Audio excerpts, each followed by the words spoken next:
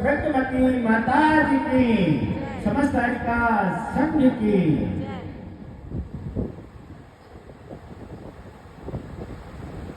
एक बार की बात थी, एक युवा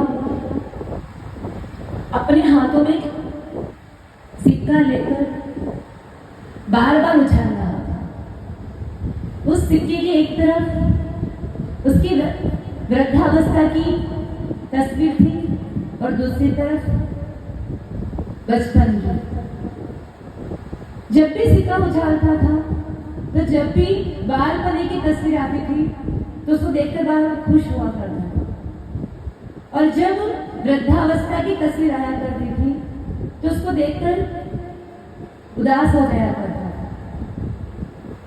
बार बार कई समय तक वही करता आया, कभी वृद्धावस्था की तस्वीर आती तो कभी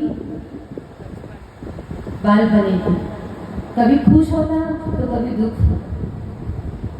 किसी ने समझाया, देखो भाई, अगर वृद्धावस्था की तस्वीर आ रही है तो दुखी होने की बात क्या है, और यदि बालपने की तस्वीर आ रही है तो खुश होने की बात क्या है, क्योंकि दोनों की तस्वीर क्या है, एक पर्याय है। ज्ञानी जीव पर्याय में उलझता नहीं। जिन्होंने पर्याय को समझ लिया और भव से पार हो गए वो यहाँ समोशर में विराजमान है। क्योंकि प्रवचन सार में कुंद आचार्य ने 80 नंबर की गाथा के माध्यम से कहा कि अरिहंतों के द्रव्य गुण पर्याय से अपनी द्रव्य गुण पर्यायों का मैच करना। यहाँ सौधर्म इंद्र भी है, इंद्राणी भी है, बहुत सारे देवी देवता हैं। श्रावक तो कोई रहा ही क्या, चक्रवर्ती बचा है।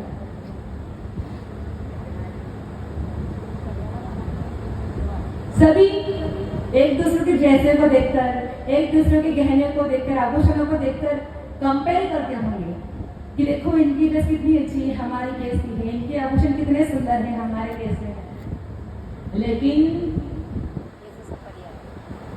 वो सम्यक दृष्टि श्रावक हुआ करते हैं जो 25-25 संवत्सर में विराजमान अरिहंतों के द्रव्य गुण पर्याय से अपने द्रव्य और गुण पर्याय का मेच किया करते हैं। कितनी सुंदर बात कही समोशरण की जयमाला में। कल शाम को समय कम था तो अब कल की बात आज ही कर लेते हैं। कितनी गजब की बात कही, जय जय तीर्थंकर शेमंकर, जय हो तीर्थंकर भगवान की जो सर्व जीव का कल्याण करने वाले हैं।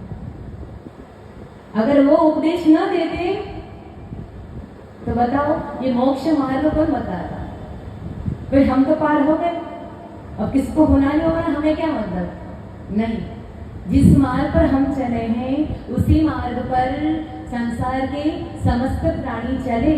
ऐसी भावना से, प्राणी मात्र की के कल्याण की भावना से तीर्थंकर भगवान इस समोशरण सभा में बैठकर भव्य जीवों को उपदेश देते हैं। कल पंडित जी बोल देते थे क्या होता है समोशरण में, केवल भगवान का प्रवचन ही होता है कि कुछ और भी होता है, आगे सब कुछ आएगा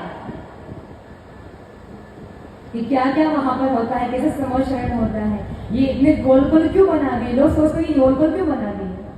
खेल समझते लोग समोशरण को, यानी खेल नहीं है। जितनी श्रद्धा से, जितना समर्पण भाव होगा इस विधान को करने में, ध्यान रखना पुण्य का अर्जन भी उतना ही है। कल रात को क्या हुआ था यहाँ पर, शॉर्ट सर्किट हुआ।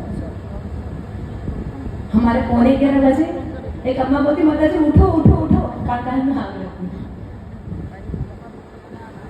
जैसे ही सुना गुरुवर का स्तर आया कि अब कुछ हो सकता है कि गुरुदेवी है जो इस उपसर्ग को दूर कर सकते हैं।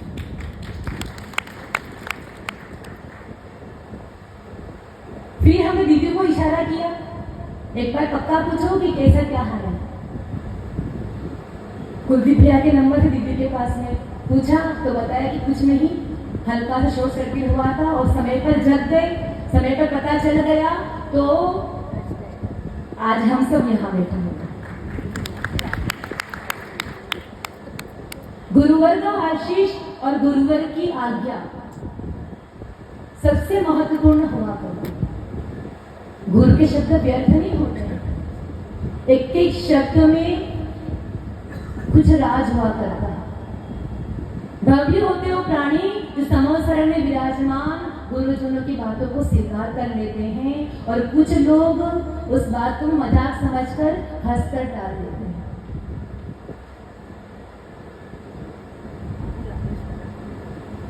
इंद्र बने हैं सौभाग्य है, खेल नहीं बनाना।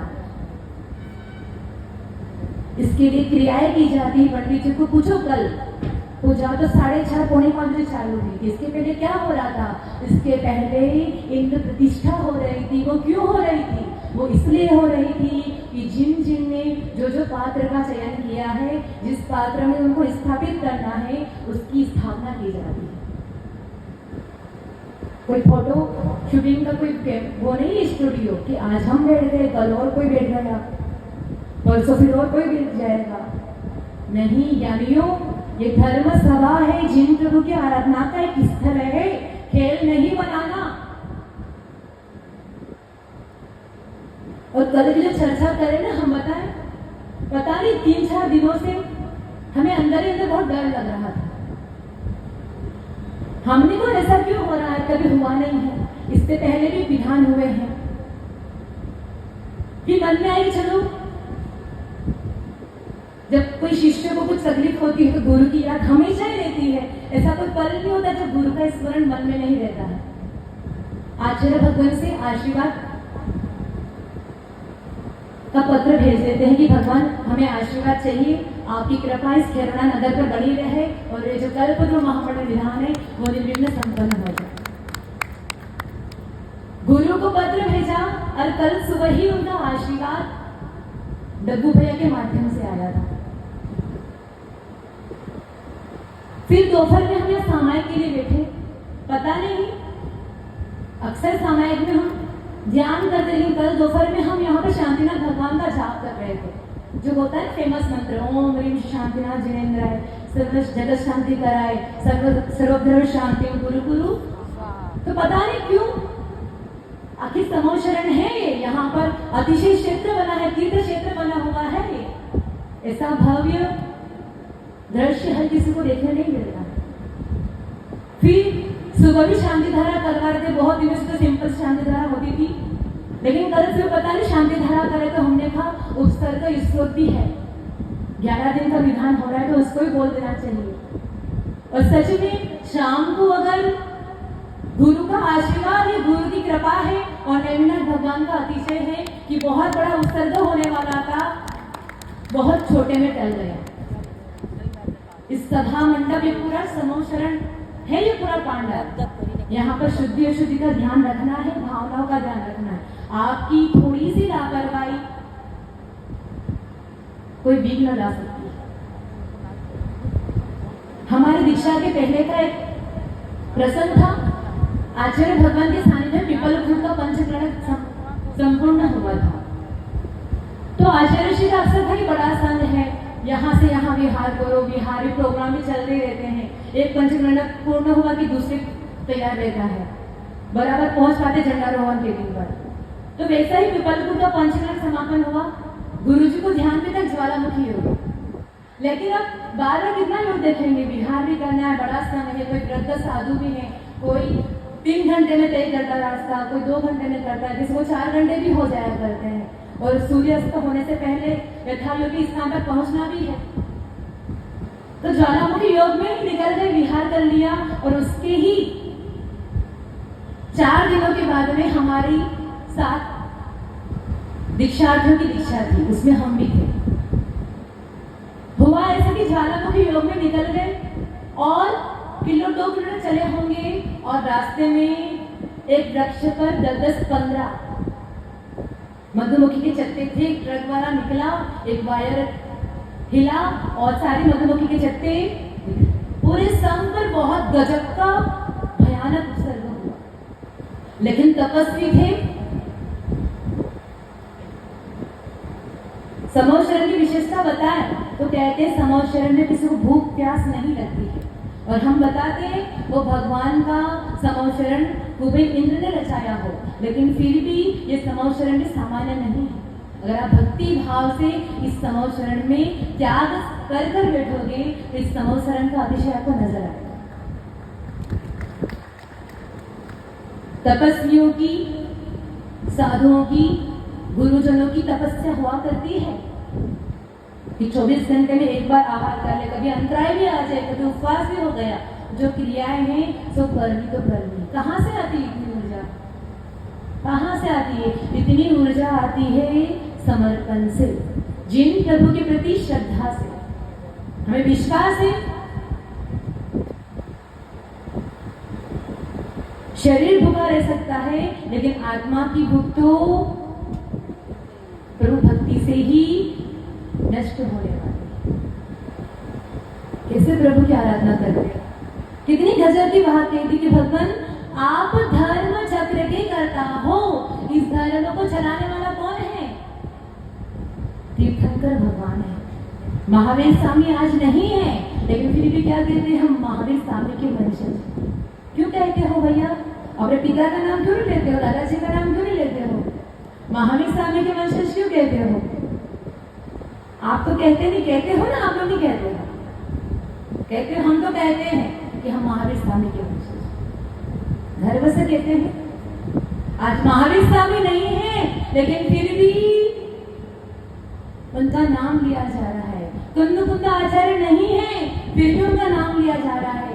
आज वर्तमान में आचार्य आदि साधक जी नहीं है, फिर भी उनका नाम लिया जा रहा है। क्यों लिया जा रहा है? ज्ञानियों, महावीर स्वामी ने इस धर्म तीर्थ की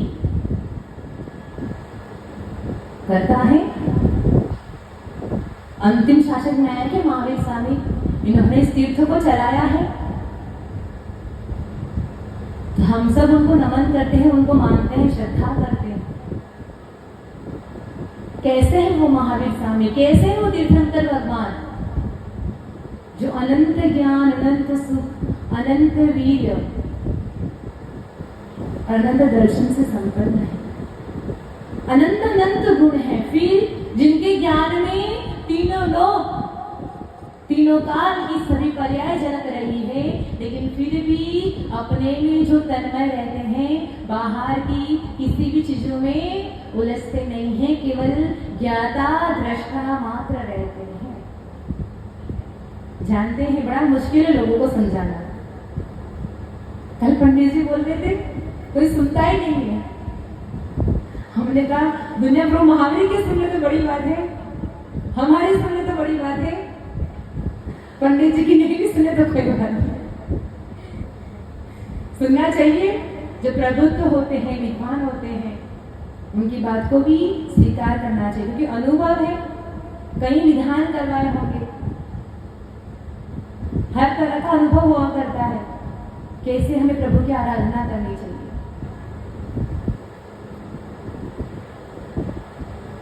सेक्टर 14 में उदयपुर की बात है, वहां पर एक सुंदर सा समवसरण की रचना हुई है। आप लोगों ने दर्शन किए होंगे, यहाँ से उदयपुर बहुत पास में। आचार्य भगवान के सानिध्य में पूरा संघ रुका हुआ था, कम से कम 8 से 10 दिन रुका था। वह समवसरण कैसा है पता है? यहाँ पर कहा है, प्रभु समवसरण गगनांगन में, बस अधर बना महिमाशाली। प्रभु का यह समवसरण खुले आकाश में बना हुआ होता है। आप जाना उदयपुर कभी सेक्टर 14 में देखना, बहुत सुंदर लावड़ा परिवार है, मींडा परिवार। मींडा परिवार। एक ही परिवार वालों ने सुंदर से समवसरण की रचना की। इतना गजब का है, ऐसा लगता है साक्षात इस समवसरण में आंखें बैठ गई। खुला आकाश में, अधर, कोई आधार नहीं है। चलो आपसे पूछते हैं, इस पृथ्वी का आधार क्या है? किसके आधार से ये 3 लोग टिका हुआ है? पता है आपको किसके आधार से ये 3 लोग टिके हुए हैं? तो कहा कि ज्ञानी, ये 3 लोग वात वलय के आधार से टिके हुए हैं। न तो किसी के नाक पर टिके हुए हैं, न किसी के हाथ पर टिका हुआ है, न किसी के फन पर टिका हुआ है।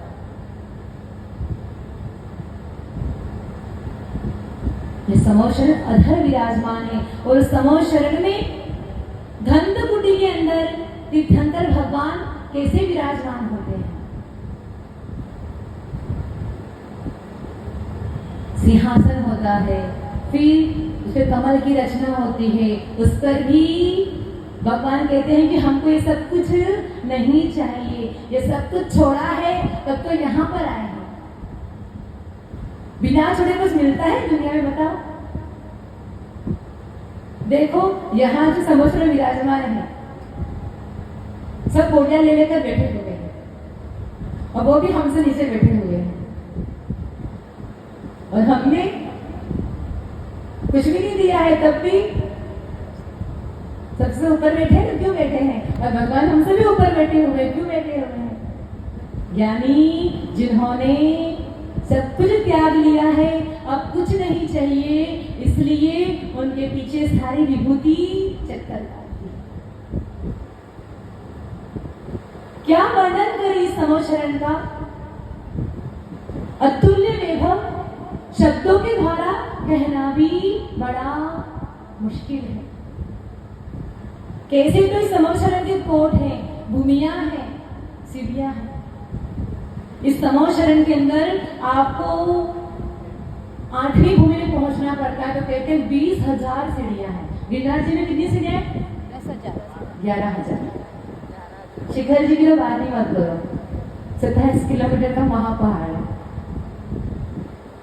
लेकिन बताओ, 27 किलोमीटर को दिन भर लगातार नहीं चल सकता है, लेकिन उस तीर्थ का इतना अतिशय है कि जो भी जाता है चलकर वंदना पूरी करते।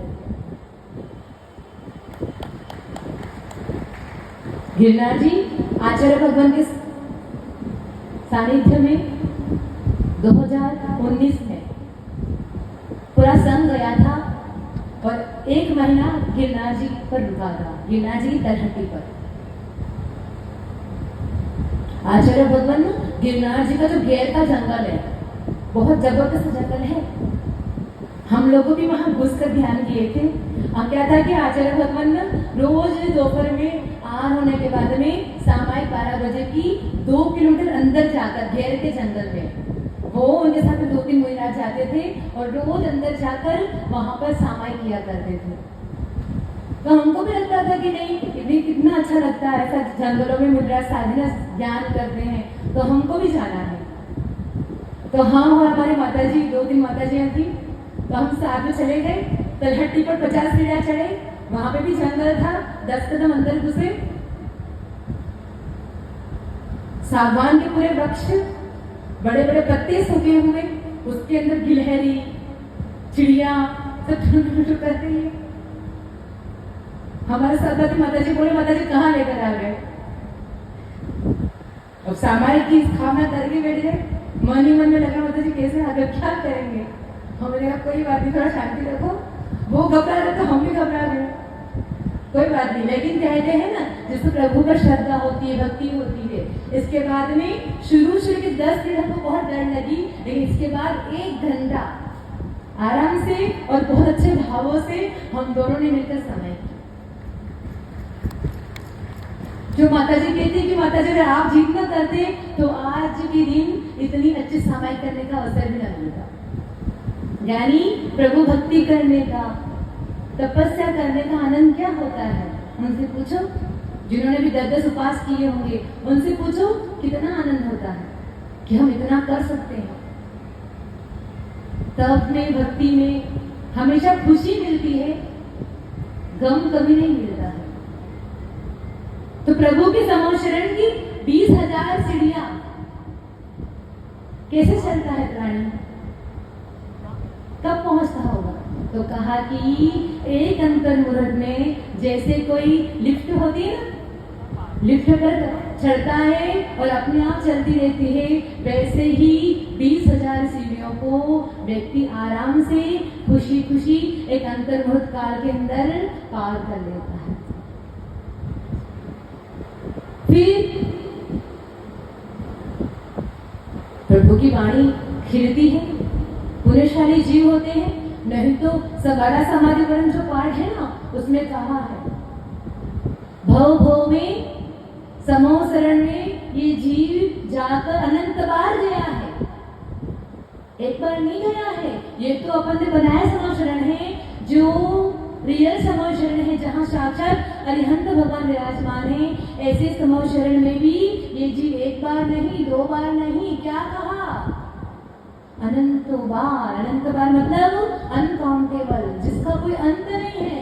कितना बताए, इतनी बार ये जीव प्रभु के समूह शरण में जाकर आ गया, लेकिन क्या हुआ, जैसे आप लोग कभी चले जाते हैं, कोई नाश्ता करने चला गया, कोई पानी पीने चला गया, कोई थक गया, वैसे ही जब भगवान की वाणी खिलती है तो भव्य जीव स्थिर गंभीर मुद्रा में होकर प्रभु की वाणी को स्वीकार करते हैं। और कोई सोचता है कि चलो प्रभु भी प्रवचन कर रहे हैं तो अपन बाहर जाकर नृत्यशाला में नृत्य देखकर आ जाते हैं, अच्छा भजन सुनकर आ जाते हैं, समूह शरण की सुंदरता को देखकर आ जाते हैं। और सुंदरता को देखने के चक्कर में वो जीव जिस कारण से आया था, जिस निमित्त से आया था, वो निमित्त भी भूल जाया। कभी कभी होता है कुछ निमित्त बनते, कुछ कार्य हम आत्मविशुद्धि के लिए करते हैं कि हमारी, देखो हमको तो नहीं, विधान करने बहुत बहुत खुशी होती है, बहुत भाव बन गए। कितनी अच्छी लाइन रहती है भी, जिन मंदिर जिन प्रतिमा पूजू मिटे सर दुख आपद, और फिर पंच परावर्तन से छूटू मिले सात्व सुख संपद। कि भगवान आज चैत्य प्रसाद भूमि की वंदना कर रहे हैं। समूह शरण की प्रथम भूमि है चैत्य प्रसाद भूमि, जहां पर भगवान की जिनालय बने हुए हैं। कितनी सुंदर वो जिन प्रतिमाएं होंगी, जिनालय होंगे। और कहा कि भगवान ऐसे जिन प्रतिमाओं की, ऐसे जिन मंदिरों को मैं पूजूं, क्यों पूजूं, तो कहा कि मेरे जितने भी दुख हैं, जितनी भी आपत्ति हैं, सब दूर हो जाए। और क्या कहा, सबसे बड़ी आपत्ति है संसार, जन्म जरा मृत्यु, सबसे बड़ी आपत है इस पंच परावर्तन के चक्र भी है। अनादिकाल से भ्रमण कर रहा हूँ। जानते पंच परावर्तन कौन से हैं? द्रव्य क्षेत्र काल भाव, द्रव्य क्षेत्र काल भव और भाव, ये पंच परावर्तन है। क्या है परावर्तन? तो कहते हैं कि हे ज्ञानियों,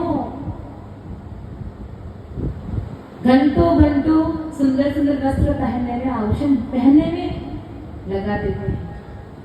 हमारे इतने महंगे आभूषण है, अभी बताएंगे। समूह शरण की जो रचना होती है ना, जैसे 5 वेदियां होती है, 4 कोट होते हैं। प्रथम कोट होता है धूली, है ना, धूली साल कोट।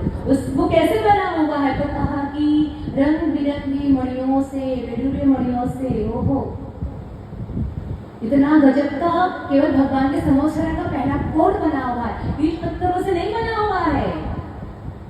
इतना बड़ा होगा, बताओ, 144 किलोमीटर का व्यास वाला है ना समूह शरण। परिधि कितनी होती? 3 होती है।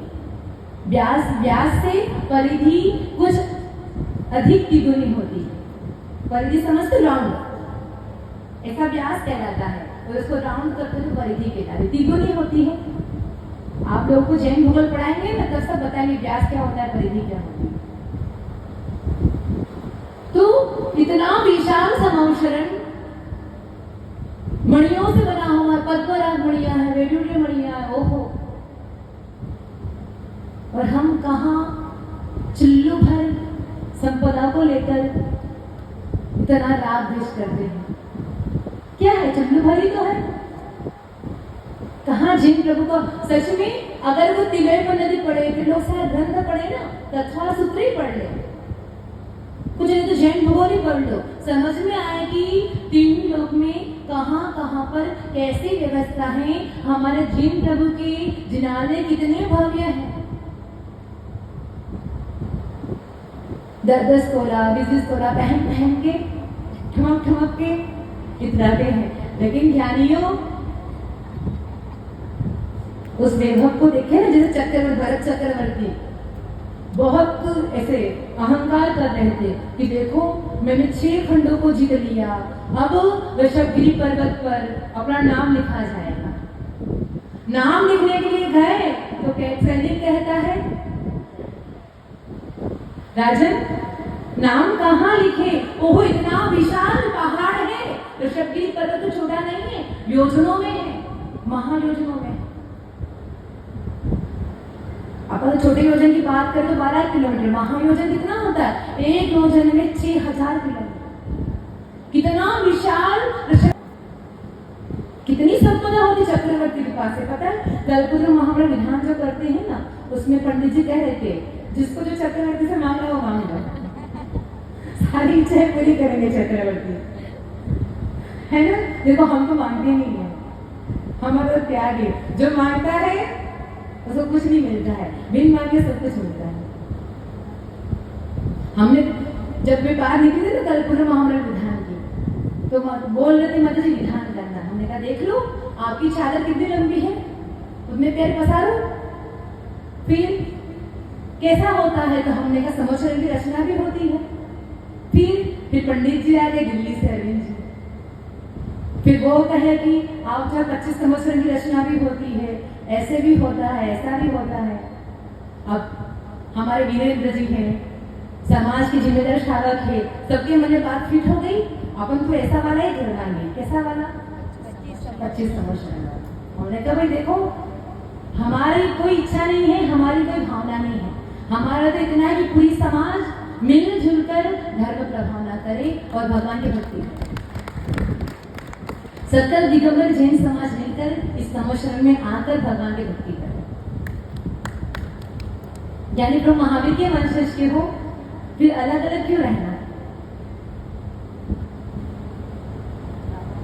तो चक्रवर्ती की बात चल रही थी कि चक्रवर्ती इतना वैभवशाली होता है, इतना वैभव होता है कि दुनिया जो मांगे सो देने की सामर्थ्य रखता है।